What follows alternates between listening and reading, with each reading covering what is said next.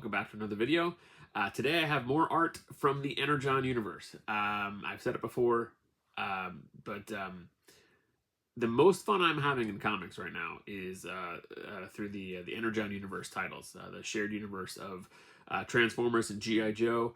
I admit I haven't checked out Void Rivals yet. I'm waiting to pick up the first volume of the trade of the first volume of that. But that kicked it all off. There was a reveal in Void Rivals #1 of Jetfire, the Transformer, showed up, so that kind of like let everybody know that Kirkman was spearheading this project. So, yeah. So Transformers, GI Joe, again, properties of my youth, and I love seeing them approached in this way. I love seeing, both Transformers, and then having G.I. Joe, like Transformers introduced on the planet, and then having G.I. Joe built up in the context of that. It's been really fun to read. I've been enjoying everything so far. Duke, miniseries by Tom Riley, Josh Williamson. I've talked about my love of Tom Riley. Big spoiler alert what this might be, but also the first issue of our first trade of Transformers is out. That's worth checking out. That's been great. They're in the second arc of Transformers, and that's been, again, I thought that the art would kind of drop off after Daniel Warren Johnson, and it did not. It's been really fun. So yeah, so Duke trade paperback is out. Transformers is out. I think Cobra Commander, the trade, is out this week or last week. It should be out fairly soon. And then Void Rivals I need to pick up as well. But so those were the first titles. Cobra Commander and Duke were the first two miniseries in the G.I. Joe side of things.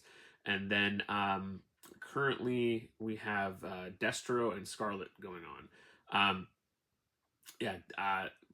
They've been fun. They've been fun to read. So I'm looking forward to seeing what then Tom. So Tom Riley was just recently announced as the artist on the main G.I. Joe book. So yeah, some great things coming from the Energon universe. Looking forward to things that Tom will be working on. Can't wait to see that the G.I. Joe book. But anyway, to talk about what we're doing today, I have more art from Tom Riley through Modern Mythology Comic Art, my good friend Josh Raybuck. So let's get this open and see what it is that I picked up. So Duke, I'm trying to think, issue 5 came out a couple months ago. It's all a blur, but it ended strong. It indicated what we thought that it would indicate.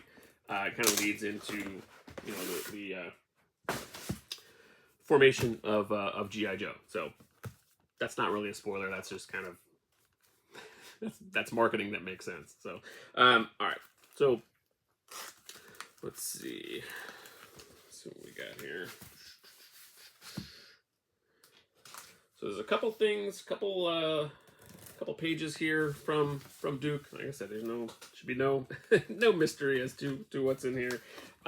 But as always, there are some other goodies in here as well. So let's take a look. Get the art out. Let's do it this way. That.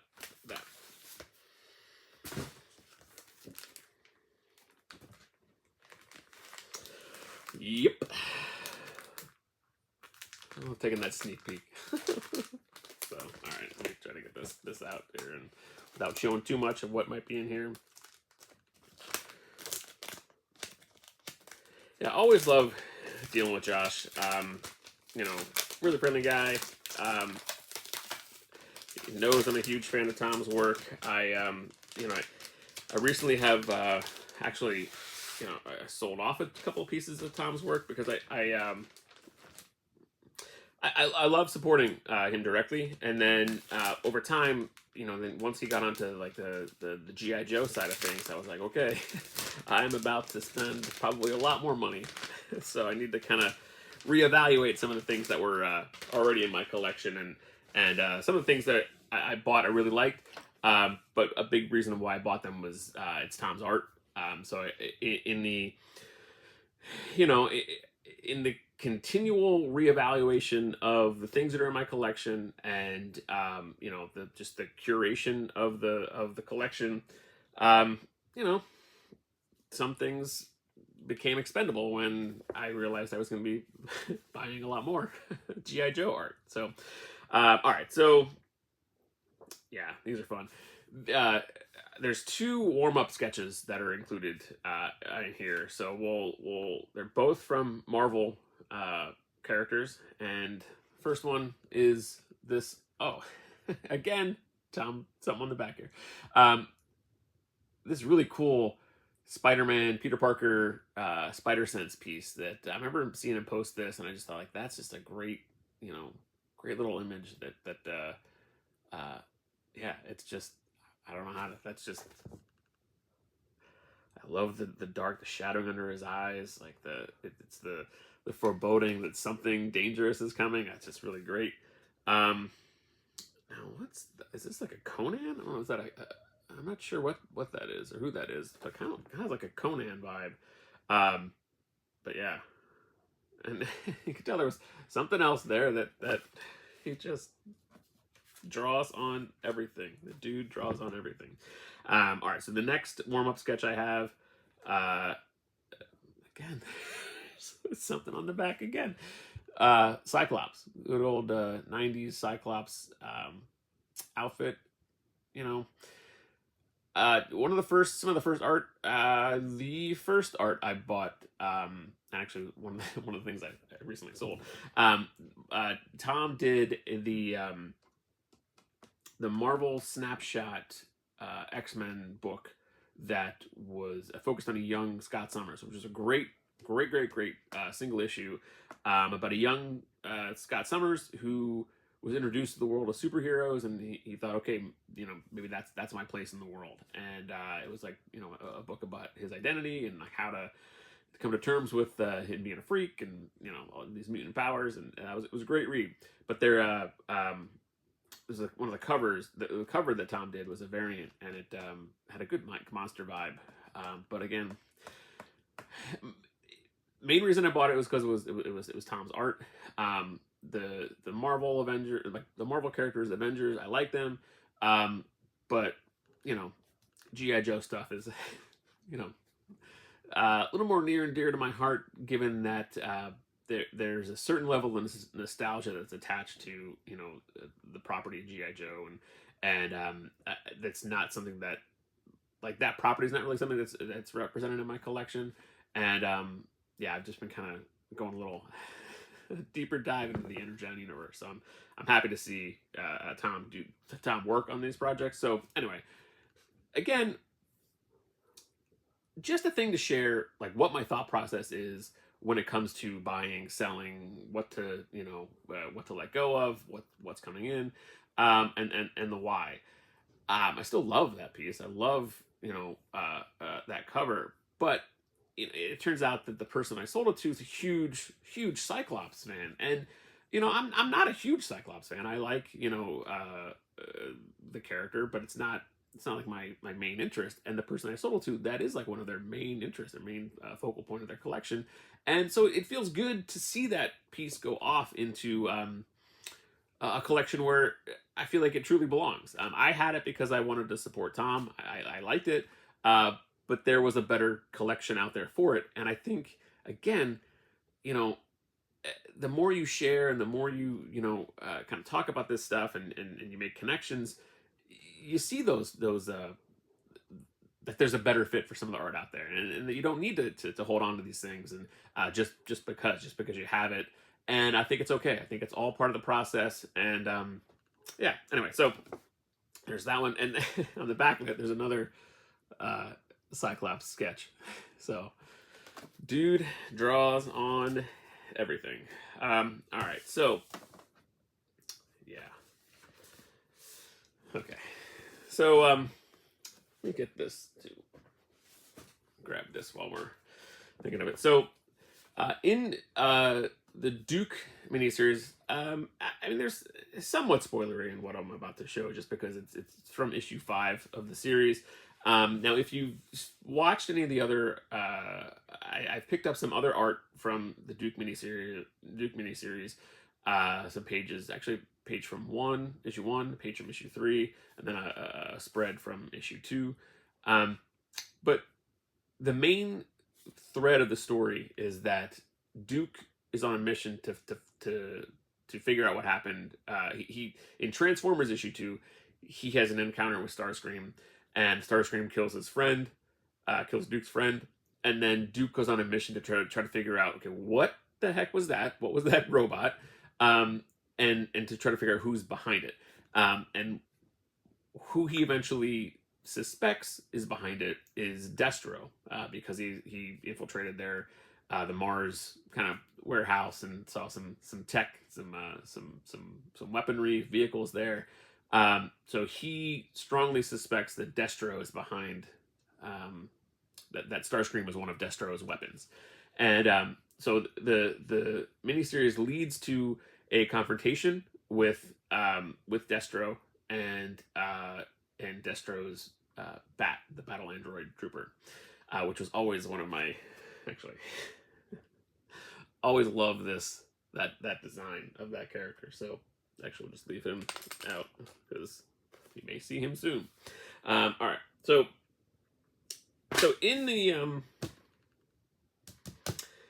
so in issue 5, Duke finally confronts Destro, and there's a moment where this isn't really a spoiler, because if you know the property, the Destro is not behind Starscream.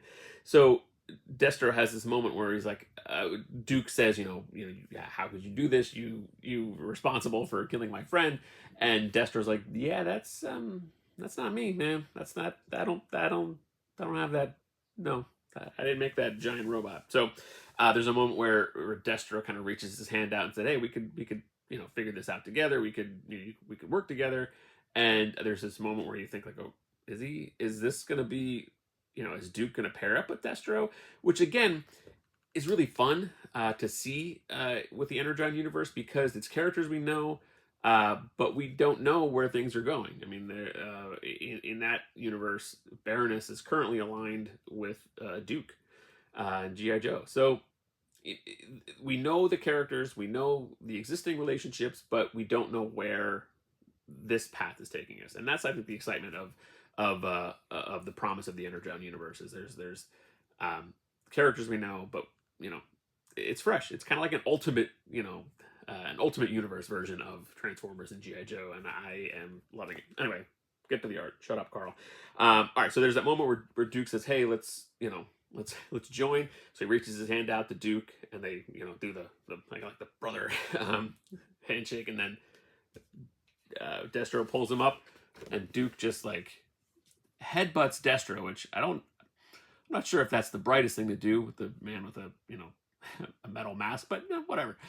Gets the job done. So this is a page where Duke is kind of like, screw you, Destro. Like, no, we're not on the same team, and this is not going to happen. So he headbutts him, and then they have Destro's kind of like, you idiot, like, what are you doing? And I love this panel down here. It's kind of like Duke. It's just like okay, let's go. I love this version of Duke. Duke was never a character that was super exciting in the world of G.I. Joe. Like, he just was kind of like the poster boy, the military poster boy, do the job. But I love what they did with this series, kind of like deconstructed him, broke him down, and built him back up. And it's like, I loved it. So, all right. And yeah, I love some of the, I don't think there's some of the technique he did on Destro's mask. That's pretty cool. I'm not sure if that's just graphite. It might be just pencil. It has like the shine of pencil, so it might just be he just did pencil shading to get the look of the metal, which is cool. I mean, graphite has that that gunmetal kind of cover, or color, so that would make sense. But yeah, I also love the the allusion to Pimp Daddy Destro, you know, what's the I think the profiteer Destro, like that, you know, that gaudy kind of leopard print maroon kind of suit that he has worn before.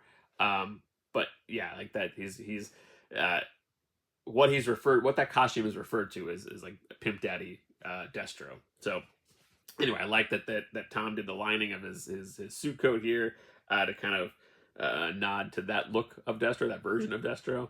Yeah, so this is the first page that I have, and I think this is page. I forget exactly what page it is, but what I have next is actually the next page. So which is like two consecutive pages here. What Destro's doing is reaching into his coat, and he's like, the beginning of the issue, there's a confrontation with Duke and a battle android trooper, and then he kind of like the bat kind of stands down.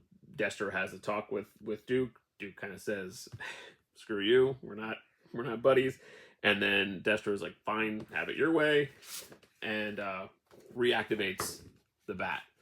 And then this kind of continues the confrontation between Duke and the bat, which I love. So Destro's kind of like, in like typical villain, like, okay, I'm leaving and gonna leave you to your own demise, and just leaves and reactivates the battle android trooper, and then Destro, you know, leaves the facility. But yeah, man, wow. I love the way Tom draws action. I love his storytelling. I love the speed lines in the elbow to show that Duke is like punching with all of his might. I love the little detail of the like the wrist strap on his glove kind of like popping open because it's you know, it hits the metal surface so hard that the only give is the glove. I'm sure his hand also would hurt too, but there's no give in the metal of the bat, but it's the glove kind of pops up. I love that detail. And then the bat kind of swats him away. Yeah, and then again, so one of the cool things that that Hasbro and Kirkman, the Energon universe, what they're all doing is there's synergy. I mean, they have the classified line of action figures, and if you look, like, this is like there's a feature where like they just pop off the old play feature of the bat, but the weapons pop off, and the attachments are Tom used the designs for the attachments. So in this page, he's taking off this like hook hand, and he's attaching, which is back here, this flamethrower. So it's the designs of the toy that are right in the art, which I think is brilliant. That's just smart. So yeah, so that's what happens here. The bat kind of knocks Duke away. He takes the hook off. Duke's like, what is happening? And then I love that last panel of the bat that has put on the flamethrower attachment, and it's, you know, the pilot light's getting ready to torch the area. So yeah, I mean, I always gotta check the backs of these too. Usually the published stuff isn't, except that one time when, you know, if you watch my other video where he actually had other published work on the behind of the back of the page. But yeah, I can't tell you how excited I am to have these. I always was a fan of Destro. Here's actually another toy I have on the desk here. Another version of Destro, the Iron Grenadier version of Destro with like the gold helmet. But always liked Destro more than I liked Cobra Commander. I just thought he was cooler. So to get something from the kind of like the climax of this story of Duke's search for answers led him to Destro, and then there was this confrontation, and then the rest of the issue after this is just more of, I mean, not the whole rest of the issue, but just some great Duke versus the battle android trooper some pages, and there's some really cool stuff. So yeah, I narrowed it down to, I really wanted to, there were some really great pages, just Duke versus the Bat. Um, but what it boiled down to is that I have the other pages that I have deal with uh, Duke's encounter with Starscream, and then you know, represents the how much the encounter is weighing on Duke, and the other pages, and then it's all kind of leading towards this. So I wanted to pick a moment that it had both the Bat in there, and then also Destro, and I kind of landed on these two pages, and I like that they're sequential pages, um, because you know it's leading Duke where he thinks he knows the answers, and then he realizes, like, has the rug pulled out from under him, that he does not know what he's talking about, or what he does not know what's going on. He still doesn't know. So, which naturally then kind of leads into where I think they'll go with the main GI Joe series. So yeah, I can't recommend these stories enough. These current issues, if you're not into reading modern comics, but you're into like GI Joe and Transformers, they interest you at all. I would recommend picking up the trades. I mean, I think they're not that expensive. I think like 15, 16 bucks for the trade. Well worth it. Well worth the enjoyable read. So yeah, and again, huge thanks to Josh for you know getting these out to me, for dealing with my back and forth, and I was asking questions and trying to look at pages and see what was available, and look at scans of the art, and so I can get to the point where I what made sense financially, what made sense for the collection. So yeah, I'm thrilled that I landed on these. And actually, one thing I noticed about that last panel, when I got the trade paperback, actually use that panel in the back as like a last page of the just a like a bookend kind of page. It's just that panel alone, it just does so much to represent the this version of Duke. So that was fun to see. I reread the series, and then to see that at the back of the book was really cool. So yeah. So anyway, that's my look at my latest Energon universe art collection, which has been growing now. So looking forward to getting more of this stuff, and looking forward to reading more of this stuff. So yeah, anyway, thank you so much for watching this video, and I will see you soon.